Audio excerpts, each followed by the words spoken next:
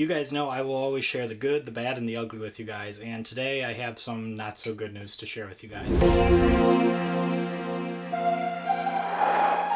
My name is Nick Pulaski. Growing up, I have always had a passion for wildlife, and with that passion, along with my passion of filmmaking, I get taken on some amazing adventures creating wildlife content, getting up close with a variety of incredible animals. So come follow along as I pursue my goals of educating, inspiring, exploring, and conserving wildlife, all while having fun, seeing the beauty in our natural world. Hey, what's going on, everyone? Thank you so much for joining me here today, and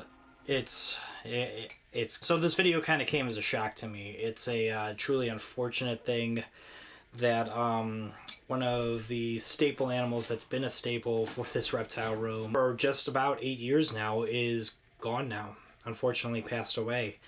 And it would honestly be 8 years on the 28th of November since I got him on Black Friday.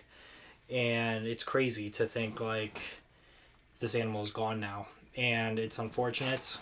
It's a bummer. Yeah, I don't know. I mean, it definitely has hit me pretty hard. That animal, I'm not beating around the bush anymore, is my red-tailed green rat snake, Johnny. Man, beautiful animal. Just an amazing snake.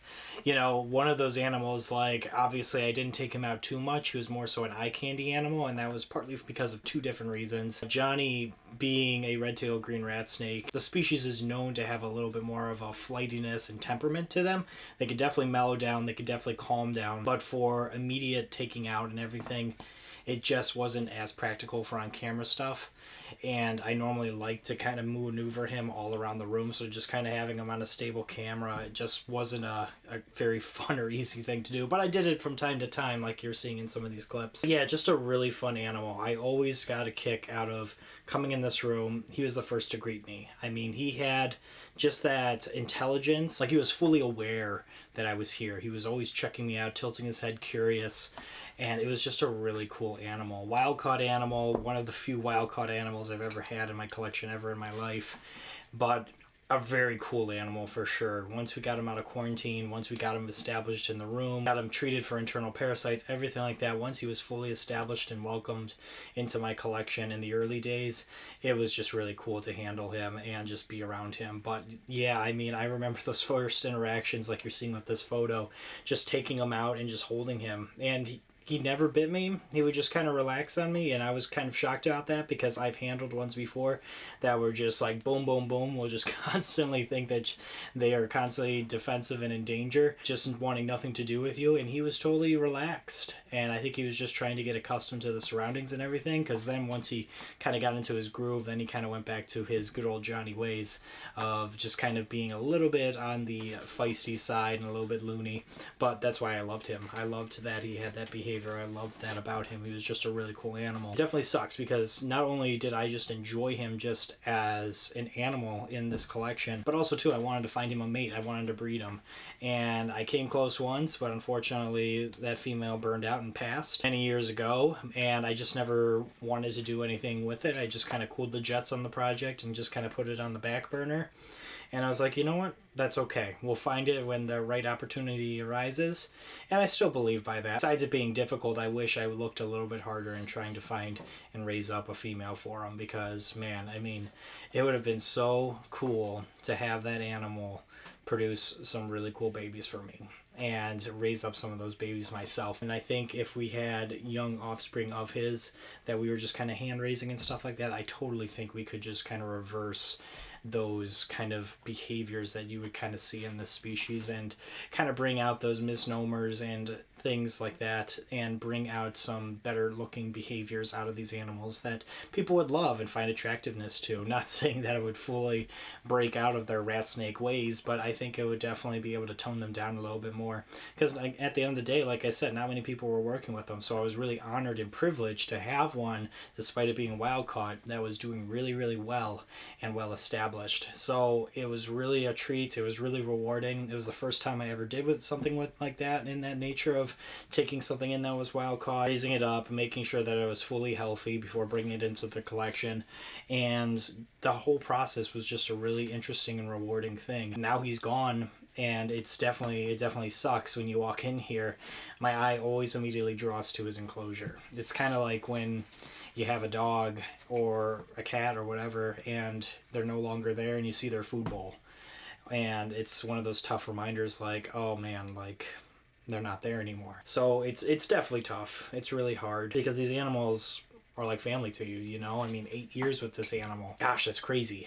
You know, this animal's nearly been out here as long as I've lived out here, which is just such great memories of getting that animal, and I remember that time very well. Just a cool experience, but unfortunately, these things happen, you know? Like I said, I'm going to share the good, the bad, and the ugly with you guys, and ultimately, these things happen. I know if I'm going to get another one, I definitely would love to get another red-tailed green rat snake for sure. It's definitely been something that's been a big animal, like I said, that I wanted to produce.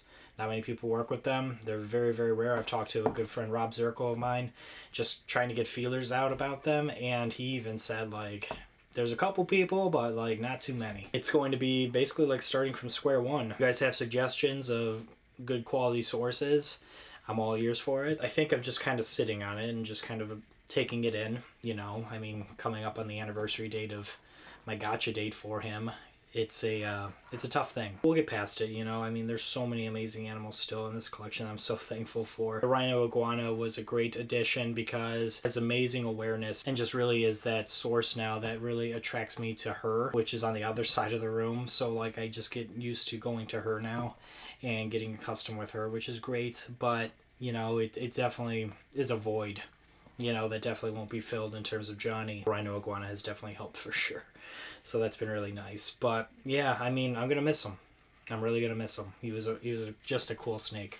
A lot of cool stories with him, a lot of fun. And yeah, I mean, despite that feisty attitude, man, I love that snake. He was just so cool. And yeah, if I wish I could have found him a female to pair with and stuff. I think that would have been really cool. It was just a really fun snake to witness and move around. It was just a lot of fun for sure. It wasn't an animal for everyone, but it definitely was something rewarding to work with for sure. And sometimes you're going to have that experience. How he passed, I mean, ultimately he was wild caught. So I don't know his exact age. He came in as an adult, full grown. Didn't really size him up too much more than what he was at. He definitely didn't look much different than when he passed in terms of his size. Nothing seemed out of the ordinary in terms of his care. It just seemed like I came in one day and he was on the floor. Sometimes it just kind of happens. I don't have a reason. It was definitely an out of the blue shock for me. Again, I just don't have the answers for that, which is truly unfortunate that it did happen. You know, things just happen and you're not prepared for it. Well, sorry that this is kind of a downer of an episode. I didn't mean for that, but, you know, I just kind of wanted to fill you guys in and talk about this a little bit more. I know we've had a lot of great stories. Beautiful animal. Absolutely loved him. And I think maybe down the line we'll give it another crack for sure, because definitely another cool animal that I would love to get into for sure. But in due time, I'm going to miss Johnny. He was really cool. But I appreciate you guys coming and tuning in today. Thank you so much. Despite it being kind of a sad video, I'd really appreciate it if you like the video, subscribe to the channel, along with hit that notification bell so you know when we upload, and definitely check us out on social media as well too. We've been posting some updates there as well. Check today on Instagram. I posted a little bit of an honorary in memoriam kind of post to Johnny, so definitely go check that out as well too. Very cool snake, and just want to honor him a little bit, you know. It's definitely one of those things that hits a little harder for sure. So otherwise, guys, appreciate you tuning in today on this harder episode. It's not easy to film, and yeah, ultimately just appreciate you guys. You know, your support really means the world to me. Until next week, I will see you guys soon. Take care.